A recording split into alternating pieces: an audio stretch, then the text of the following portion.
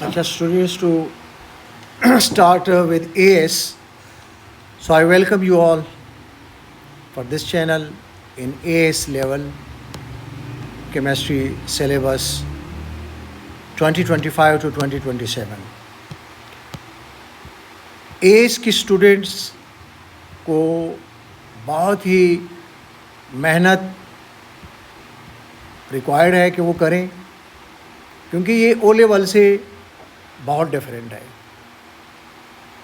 ये पढ़ते पढ़ते जब आप इसको पूरा सिलेबस कवर करेंगे और फिर जब आप पेपर्स देखेंगे और आप अपने आप को भी असेस करेंगे, किसी स्कूल में भी आपकी असेसमेंट हो जाएगी, तो आपको अंदाज़ा हो जाएगा कि यहाँ पर ग्रेड लेना कैसा है। बिल्कुल आ जाता है ग्रेड, लेकिन उसके लिए ओ लेवल से 3 गुना ज़्यादा मेहनत आपको लगानी पड़ेगी, करनी पड़ेगी। एस के जो सिलेबस है, फिज़िकल केमिस्ट्री में 8 टॉपिक्स है। आप इसको रीड करें, 8 टॉपिक्स है। और फिर इनऑर्गेनिक केमिस्ट्री में 9 to 12 4 टॉपिक्स है। लेकिन इसमें ज़्यादातर कॉन्सेप्ट्स आप जो फिज़िकल में पढ़ेंगे तो इसमें ऑलमोस्ट 40% वही चीज़ें आएंगी। आपको इतना इसमें मेहनत की ज़रूरत नहीं है। वो जो फिज़िकल में आप पढ़ेंगे तो यहाँ पर भी ज़्यादा होंगे। ऑर्गेनिक केमिस्ट्री में 13 to 21 ये कितने बनते हैं? 9 टॉपिक्स बनते हैं। और फिर एक और टॉपिक इसमें है एनालिटिकल टेक्निक्स, ये भी आप पढ़ेंगे एएस लेवल पे। डिटेल से सिलेबस आगे आ रहा है, ठीक है। अब पेपर्स के बारे में, स्टूडेंट्स 3 पेपर्स करेंगे। Multiple choice paper 1 hour 15 minutes इसका ड्यूरेशन है। 40 मार्क्स और 40 MCQs स्ट्रेट, जिस तरह आपने ओ लेवल में किया है उसी तरह। पेपर 2 स्ट्रक्चर्ड क्वेश्चंस हैं, 1 hour 15 minutes इसका टाइम है और 60 मार्क्स इसका वेटेज है। 46% इसकी वेटेज एस लेवल में है, जो कि बहुत हाई है। इससे आपका ग्रेड बन सकता है। फिर paper 3 advance practical skills, 40 marks का 2 hours ड्यूरेशन है। ये प्रैक्टिकल परफॉर्म करेंगे आप लैब में, केमिस्ट्री लैब में, और साथ साथ आपका पेपर होगा, उसको आपने क्वेश्चन सॉल्व करने हैं। तो ये जितना आपका हैंडलिंग परफॉर्मेंस अच्छा होगा, उतना ही आप का ग्रेड हाई होगा।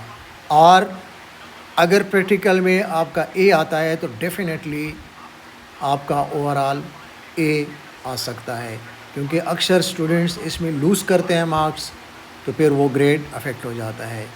अब मैं आपको फर्स्ट टॉपिक जो मैं शुरू करने जा रहा हूँ वो है आपके सिलेबस में टॉपिक 2, जो कि मैं इसको पहले शुरू कर रहा हूँ, और वो है एटम्स, मॉलिक्यूल्स एंड स्टोइकियोमेट्री। ये सिलेबस का टॉपिक 2 बनेगा, लेकिन मैं इसको टॉपिक 1 के तौर पे ले रहा हूँ। इसमें यहाँ पे जो कंटेंट्स है, मैं अपने जो इसके साथ एक्स्ट्रा चीज़ें आपकी बेसिक है वो आपको पहले भी आती हैं, ओ लेवल में भी आता है, ठीक है, तो वो भी साथ साथ बताता जाऊंगा। लेकिन यहाँ डायरेक्ट जो है ना, आपने शुरू करना है AR से कि AR क्या होता है। और डेफिनेटली AR आप ओ लेवल में पढ़ चुके हैं। यहाँ अगर हम टॉपिक 1 से स्टार्ट लेते तो वहाँ पर mass number, nuclear number, isotopes, isotropic mass, isotope, ये सारी चीज़ें हैं। तो ये चीज़ें यहाँ पर भी मैं आपको पढ़ाऊँगा, आपको रिकॉल कराऊँगा कि ये सारी चीज़ें किस तरह आप AR को किस तरह कैलकुलेट करते हैं, ठीक है। और यहाँ पर AR की डेफिनेशन बड़ा टेक्निकल है, इम्पॉर्टेंट है ये। इसमें आप एक चीज़ देखते हैं, यूनिफाइड एटॉमिक मास। ये एनो ने उस पूरे एक फ्रेज को कंडेंस करके किया है, यूनिफाइड एटॉमिक मास यूनिट। ये पूरा एक फ्रेज है, उसको कंडेंस करके ये लिखा है और फिर आप AR की डेफिनेशन लिखते हैं, ठीक है। तो फिर ये इसके बाद इसके साथ आपको एक और चीज़ जो पुराने सिलेबस में है और इसमें क्वेश्चंस भी आते हैं, वो एनालिटिकल टेक्निक में अब चला गया वो टॉपिक, मास स्पेक्ट्रोमीटर और मास स्पेक्ट्रा उसको हम कहते हैं, जिसमें हम आइसोटोप्स को डिटेक्ट करते हैं। वो पूरा टॉपिक अब चला गया एनालिटिकल टेक्निक्स में। लेकिन इसकी कुछ ब्रीफ चीज़ें मैं यहाँ पर आपको एक्सप्लेन करूँगा कि वो मास स्पेक्ट्रोमीटर क्या होता है और मास स्पेक्ट्रोमीटर का जो ग्राफ बनता है उससे क्वेश्चंस आप किस तरह अटेम्प्ट करते हैं, किस तरह सॉल्व करते हैं, वो मैं इसी टॉपिक में आपको एक्सप्लेन करूँगा। बाकी इसके बाद हम मोल्स की तरफ जाएंगे, तकरीबन वही चीज़ें हैं, उसी तरह है, थोड़ा सा डिफरेंस होगा जो O लेवल में आप कर चुके हैं। और ये पूरा मोल्स स्टोइकियोमेट्री के इसकी प्रैक्टिस क्वेश्चंस, MCQs आप करेंगे, थ्योरी के क्वेश्चंस करेंगे, ठीक है। अभी हम स्टार्ट लेंगे फर्स्ट टॉपिक से। तो फर्स्ट टॉपिक है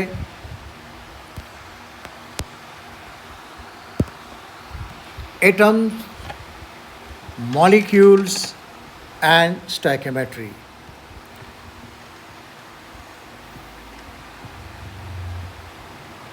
अच्छा, यहाँ पर जो एटम्स के बारे में आप डिफिनेशंस लिखते हैं उसकी तो ज़रूरत नहीं है, लेकिन एटम्स की जो टर्मिनोलॉजी है पूरा वो आप लिखें कि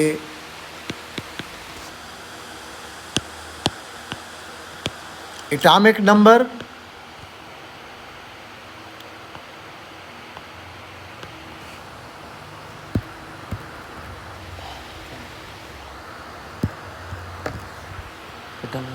atomic number designated by Z। अच्छा, अब इसकी आपको डिफिनेशन की मेरे ख्याल में ज़रूरत नहीं है, आप पढ़ चुके हैं, लेकिन फिर भी हम इसको लिख लेते हैं, ठीक है। ये एटॉमिक नंबर होता क्या है, ये बड़ा इम्पोर्टेंट है। इसको प्रोटॉन नंबर भी कहते हैं।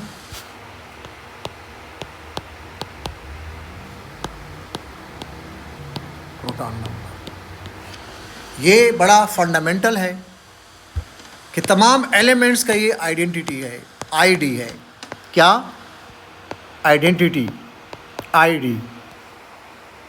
आप प्रोटॉन नंबर की definitions, the number of protons in the nucleus of an atom, ठीक है, ये है इसकी डिफिनेशन। और पर एटम में electrons and protons are always equal in number.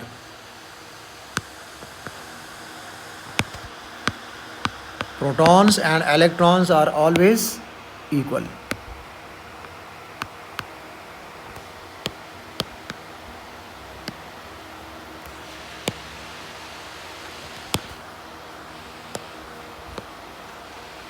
They are always equal.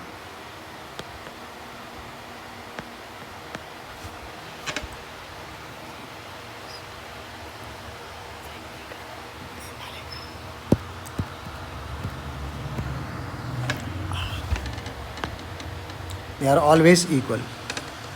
So, अब जब ये इक्वल होते हैं तो फिर एटम क्या होता है, इलेक्ट्रिकली न्यूट्रल होता है। क्यों? ये आपने O लेवल में पढ़ा है। कोई भी एटम इलेक्ट्रिकली न्यूट्रल होगा, क्योंकि उसमें नंबर ऑफ़ इलेक्ट्रॉन प्रोटॉन बराबर होते हैं और उनके चार्जेस इक्वल होते हैं, positive negative, so they are neutral. अच्छा, अब जल्दी जल्दी आप इसको करें, सिर्फ मैं आपको गो थ्रू कराऊंगा इसे। Nucleon and mass number designated by capital A.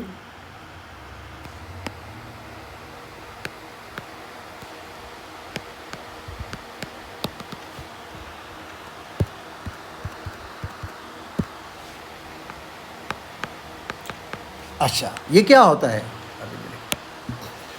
The sum of proton and neutron in the nucleus,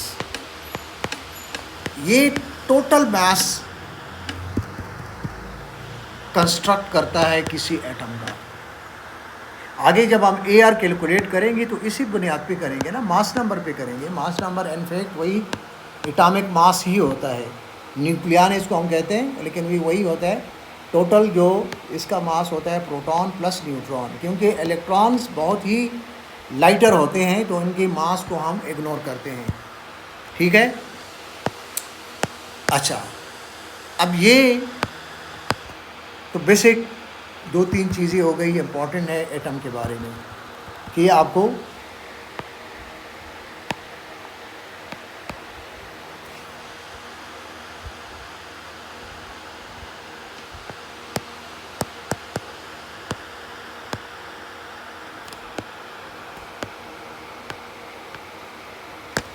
अच्छा, अब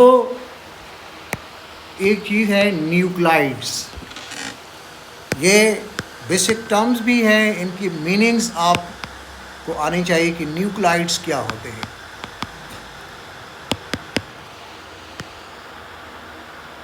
अच्छा, न्यूक्लाइड्स की डेफिनेशन की ज़रूरत नहीं है।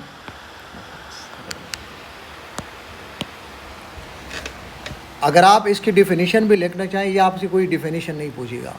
कोई भी एलिमेंट या उसका आयन, जब हम इसको सिंबल के साथ उसका मास नंबर और प्रोटॉन नंबर लिखते हैं, इस फॉर्म में इसको हम कहते हैं न्यूक्लाइड। ये मैंने आपके सामने लिखा सोडियम, और इसका टॉप पे इज़ अ सुपरस्क्रिप्ट 23 लिखा और इसके बेस पे सबस्क्रिप्ट 11 लिखा। तो इसका मतलब क्या है कि सोडियम में 11 प्रोटॉन्स हैं, प्रोटॉन नंबर इसका 11 है और 11 ही इलेक्ट्रॉन्स होंगे, और 23 इसका न्यूक्लियन मास नंबर है। अच्छा, अब इस तरह आप बहुत सारे प्रैक्टिस भी कर चुके हैं, ठीक है। पोटासियम 39, 19, फिर इनके आयंस आप लिखें, वही होगा, क्योंकि आयंस से कोई फ़र्क नहीं पड़ता।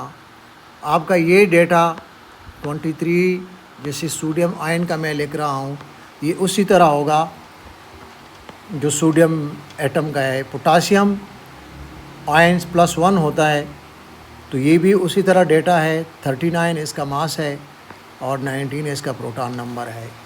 आप कोई भी और लिख लें, बहुत सारे हैं, ठीक है। अच्छा, लेकिन एक और चीज़ यहाँ पर जो हम लिखते हैं, 2 चीज़ें आप करें। न्यूट्रॉन के बारे में आप किस तरह, इसको न्यूट्रॉन कैसे रिप्रेजेंट करते हैं?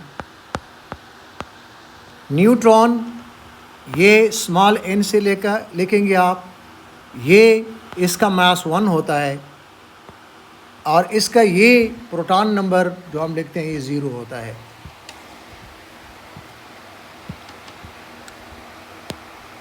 यहाँ पर 0 लिखते हैं। और इलेक्ट्रॉन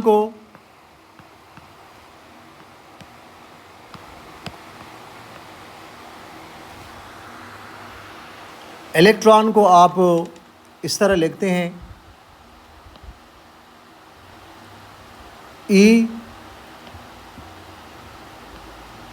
-1, और इसका जो मास है वो 0 होगा। इनफैक्ट 0 तो नहीं है, किसी भी इलेक्ट्रॉन का मास 0 नहीं है, इट्स इक्वल टू 1/1836 या 1/1840, या इसको अगर बिल्कुल राउंडेड ऑफ हम करेंगे तो 1/2000, यानी 1/2000। ये फिर भी ज़ीरो तो नहीं है, लेकिन ये इतना नेग्लिजिबल है कि इसको हम इस टर्मिनोलॉजी में ये आप याद रखेंगे कि न्यूट्रॉन्स को हम किस तरह लेते हैं और प्रोटॉन को हम किस तरह, इलेक्ट्रॉन्स को हम किस तरह लिखेंगे। अच्छा, एक और चीज़ आपको आएगा, फिज़िक्स में भी आएगा, यहाँ पर भी आएगा, अल्फ़ा पार्टिकल। ये अल्फ़ा पार्टिकल क्या होता है? इनफैक्ट ये हीलियम एटम ही होता है जिसका प्रोटॉन नंबर 2 है और मास 4 है। एटॉमिक की जो न्यूक्लियर रिएक्शंस होते हैं और उनकी स्प्लिटिंग होती है एटम्स की, तो वहाँ पर different alpha, beta, gamma particles release होते हैं। तो अल्फ़ा पार्टिकल की केमिकल कंपोजिशन यही है कि that is equal to that of helium atom. उसका मास 4 के बराबर होता है और जो प्रोटॉन नंबर है वो 2 के बराबर होता है, तो वो उसको अल्फ़ा पार्टिकल हम कहते हैं। अच्छा, यहाँ पर आगे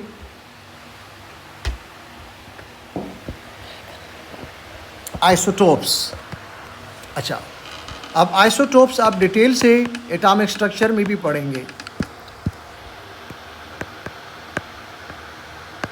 आइसोटोप की डेफिनेशन क्या है? तो वो atoms of the same element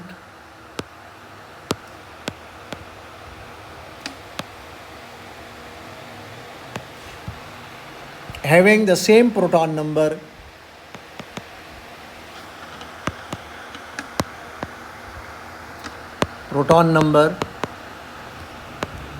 but different nucleon or mass number or neutrons.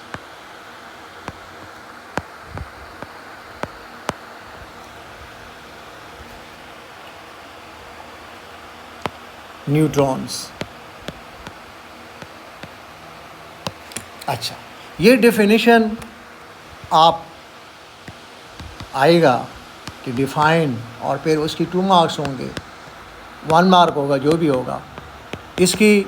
अच्छा, अब एग्जाम्पल्स बहुत सारे हैं। जब हम इसको लिखते हैं क्लोरीन 35, ये वर्ड्स में लिखते हैं, और इसको लिखते हैं Cl35 और 17, न्यूक्लाइड इसका ये लिखते हैं। इसकी परसेंटेज अबंडेंस ऑलरेडी हमें पता है, वो है 75%।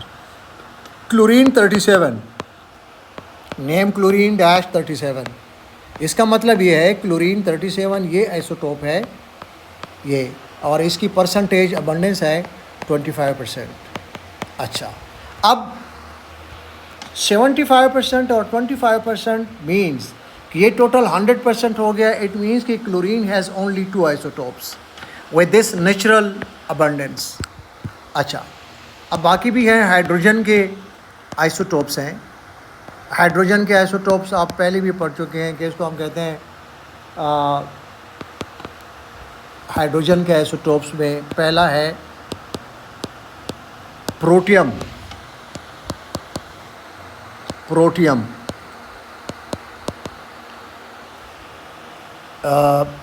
इसका सिंबल है कैपिटल H। अच्छा, इसका मास 1 है और प्रोटॉन नंबर 1 है। इट्स मोस्ट अबंडेंट, ये इसकी परसेंटेज अबंडेंस है। दूसरा ड्यूटेरियम, इसको हम कैपिटल D से, मास इसका 2 है, प्रोटॉन नंबर तो वही होगा सेम। इसकी परसेंटेज अबंडेंस बहुत कम है, दिस मच। और थर्ड ट्रिशियम,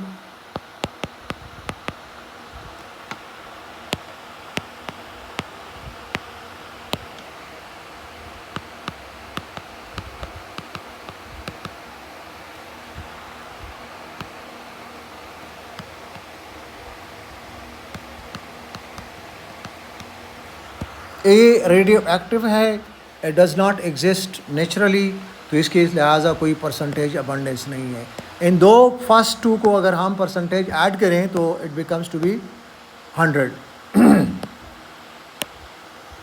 अच्छा, अब जो नेक्स्ट आप पढ़ने जा रहे हैं, it's most important of this topic, the relative atomic mass. relative atomic mass designated by AR.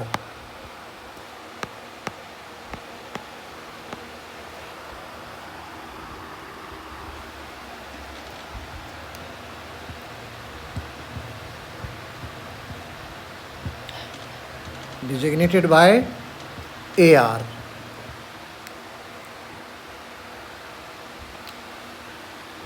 अच्छा, यहाँ पर एक चीज़ आप देखेंगे कि मैं आपको बताऊँगा, इसकी डेफिनेशन बड़ा टेक्निकल है।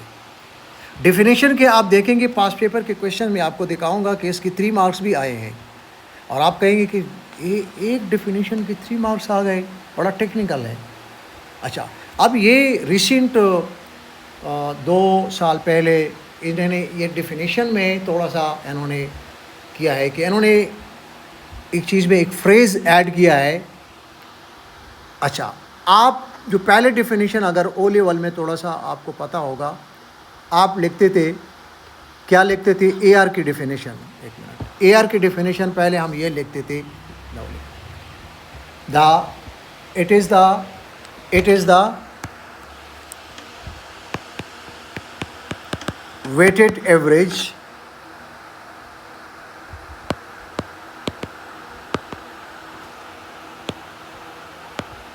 mass of one atom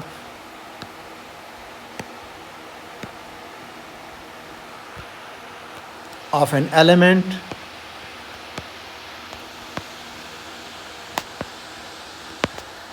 relative to the mass of an atom relative to the mass of an atom of carbon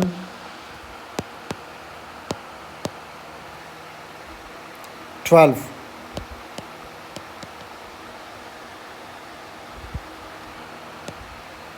carbon 12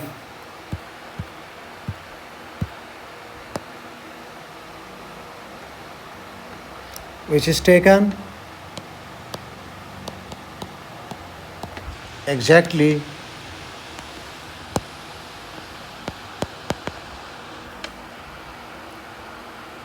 (12 units)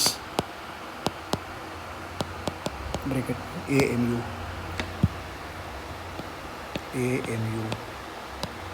atomic mass unit. अच्छा, इसको कई तरीक़ों से हम इसको कहते हैं। क्या है ये? कार्बन का जो 1 यूनिट है, 1 यूनिट ऑफ कार्बन, यानी इसको हम कंपेयर करते हैं।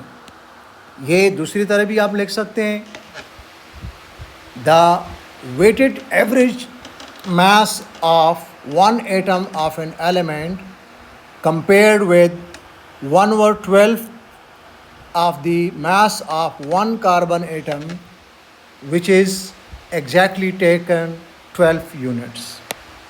अच्छा, 1/12, ये 1/12 का मतलब यही है। अच्छा, अब इस फ्रेज को इन्होंने किया है कि जो relative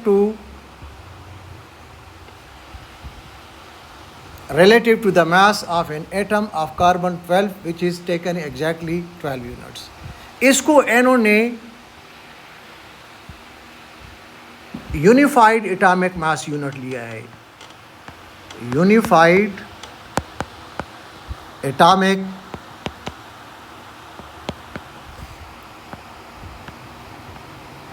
मास यूनिट। ये क्या चीज़ है?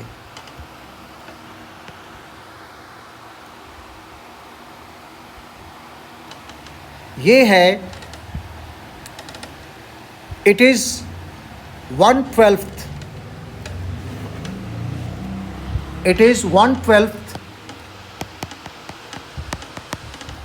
it is 1/12, आप इसको वर्ड्स में लिख सकते हैं या इसको 1/12 of an uncombined neutral atom of carbon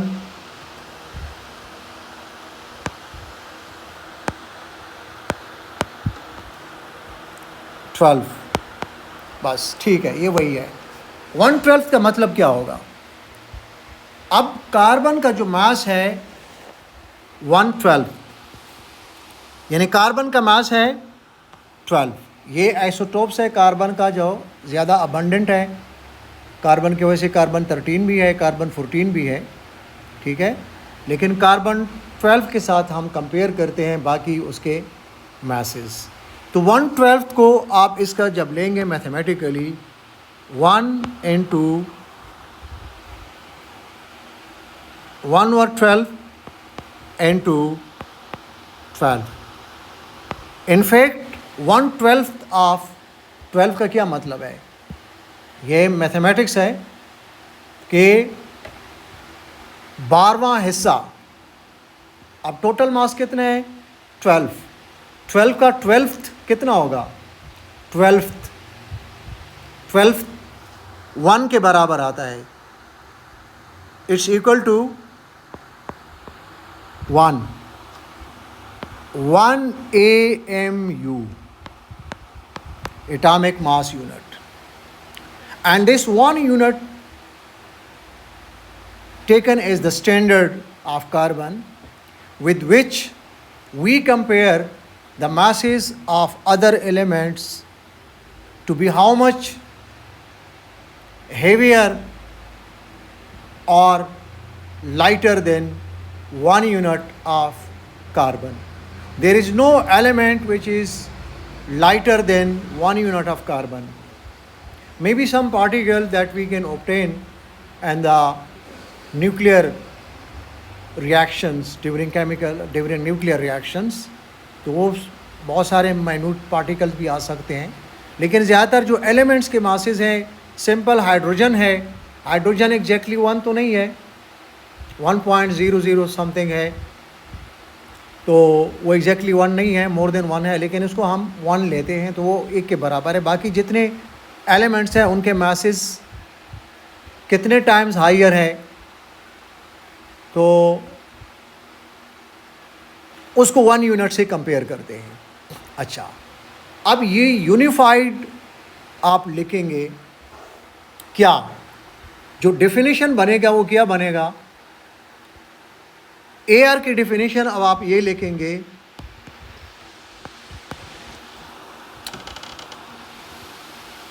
the weighted average mass. AR क्या है?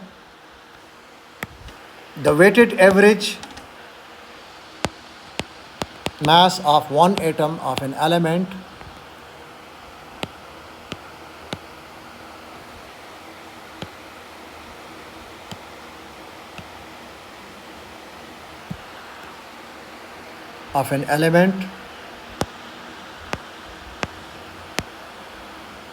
compared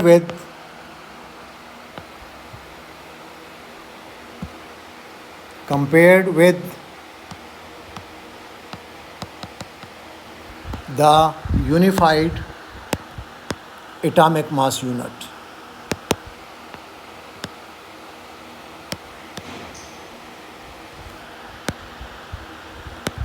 अच्छा, आप इसको देखेंगे, ये नया डिफिनीशन अब इन्होंने कैम्ब्रिज वालों ने निकाला है। आप इसको इसके मुताबिक करेंगे। अगर आप पुराना वाले भी लिखें तो ठीक है, वो उसी चीज़ को अंडरस्टैंड कर लेंगे। But you need to understand कि यूनिफाइड एटॉमिक मास यूनिट क्या है। फिर सुन ले, यूनिफाइड एटॉमिक मास यूनिट ये है कि हम जब डिफिनीशन करते हैं AR की, कि it is the weighted average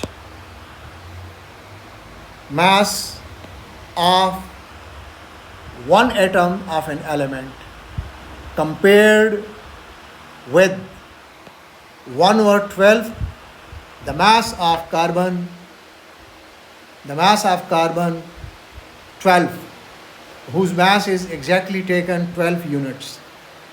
तो अब उस पूरा फ्रेज को कंपेयर्ड विथ के बाद इसको आप जो कहते हैं 1/12 the mass of one carbon atom taken exactly 12 AMU, तो उस पूरी फ्रेज को उन्होंने यूनिफाइड एटॉमिक मास कहा है.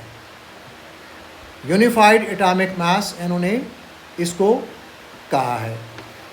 अच्छा, अब इसकी एक पास पेपर का क्वेश्चन है. यहाँ पर डिफिनीशन लिखा है, उन्होंने 3 मार्क्स दिए हैं, 3 मार्क्स, ठीक है. और इसके 3 मार्क्स इन्होंने किस तरह एलोकेट किए हैं मैं आपको रिकॉल करता हूँ. 3 मार्क्स. नंबर 1, ये पास पेपर का क्वेश्चन है, मैं इसको आपको मार्किंग स्कीम से आपको बता रहा हूँ. Definition of AR.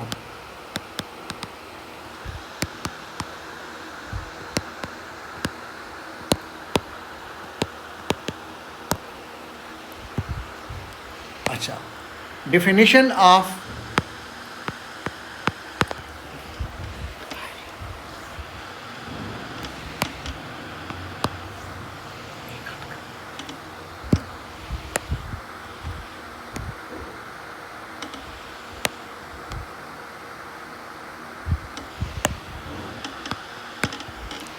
अच्छा, 1 मार्क एलोकेटेड है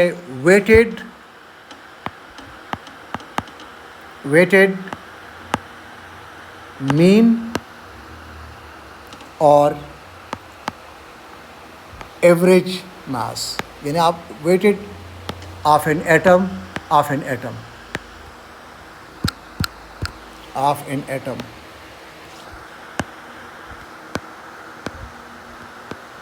इसका 1 मार्क है. इसका 1 मार्क है. Compared with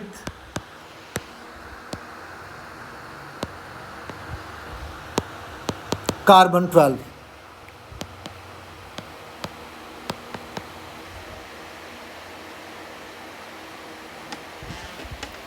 compared with carbon 12, ठीक है. ये कंपैरिजन है, या कार्बन 12, ठीक है ना, कंपेयर्ड विद कार्बन 12, ये आपने लिखना है. इसका 1 मार्क है. 1 मार्क है, यानी ये कंपैरिजन में आप करेंगे. 1 atom of carbon 12 has a mass of exactly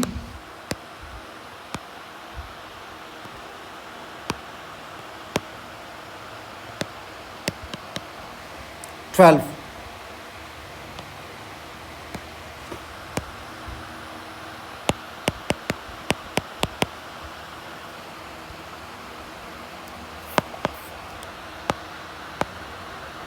exactly 12.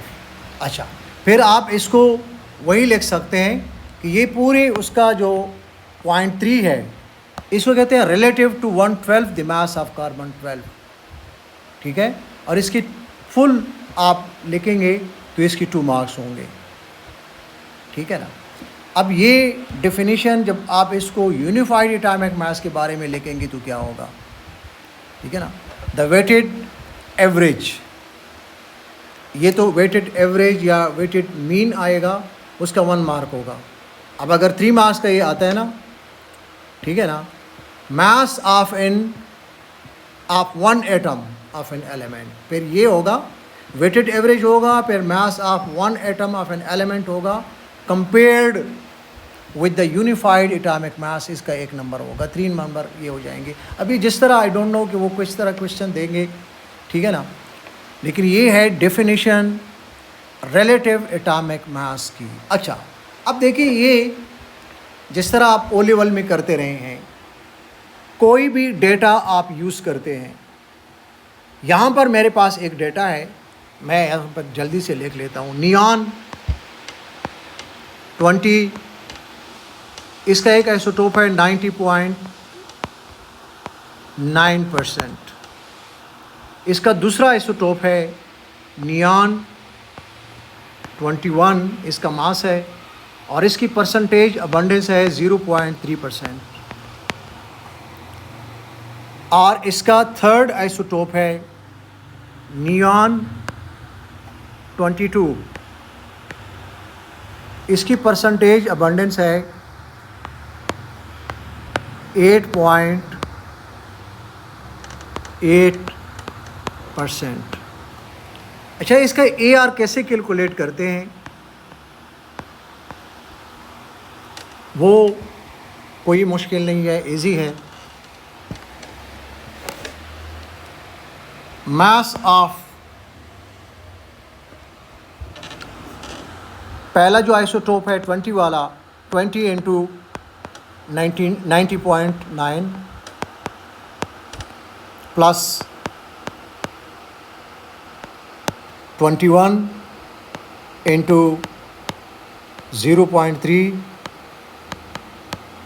Plus 22 into 8.8 over 100। Ajay इसकी आप कैलकुलेशन करेंगे तो ये जब आप कैलकुलेट करेंगे तो 20.2 है। अच्छा, ये तो स्ट्रेट क्वेश्चन है।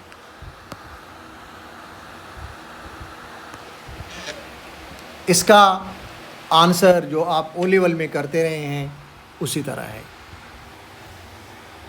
अच्छा, लेकिन आगे क्वेश्चंस इसमें ज़रूरी नहीं कि इस तरह आएंगे। आप देखेंगे कि डिफरेंट क्वेश्चंस डिफरेंट तरीके से आते हैं। अच्छा, अब इसके अलावा रिलेटिव आइसोटोपिक मास,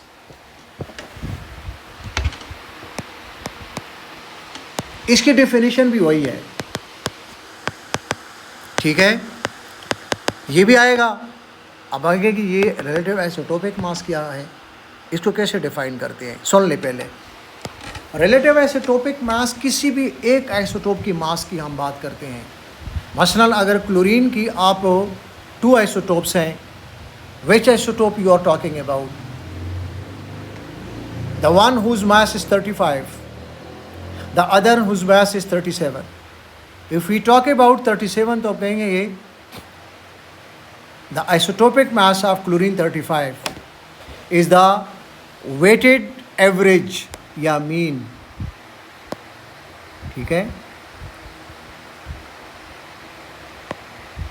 या इसको आप वेटेड एवरेज नहीं लेंगे क्योंकि एवरेज तो जब दूसरे के साथ लेंगे, इसको आप लेंगे the mass of an atom specific of that isotope of an element compared with the unified atomic mass unit.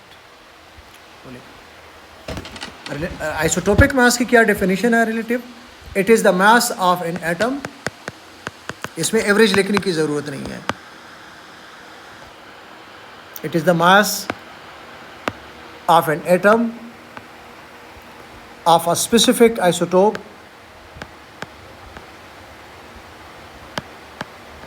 Of an element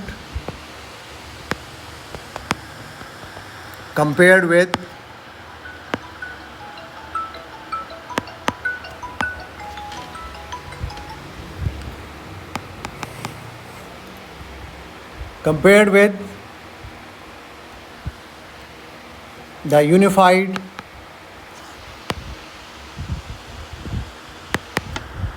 atomic mass unit।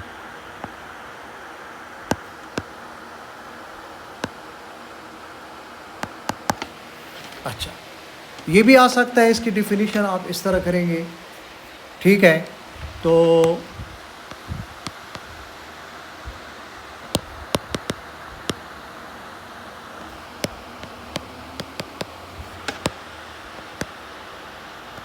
We will continue इंशाल्लाह नेक्स्ट। आज के लिए काफ़ी है।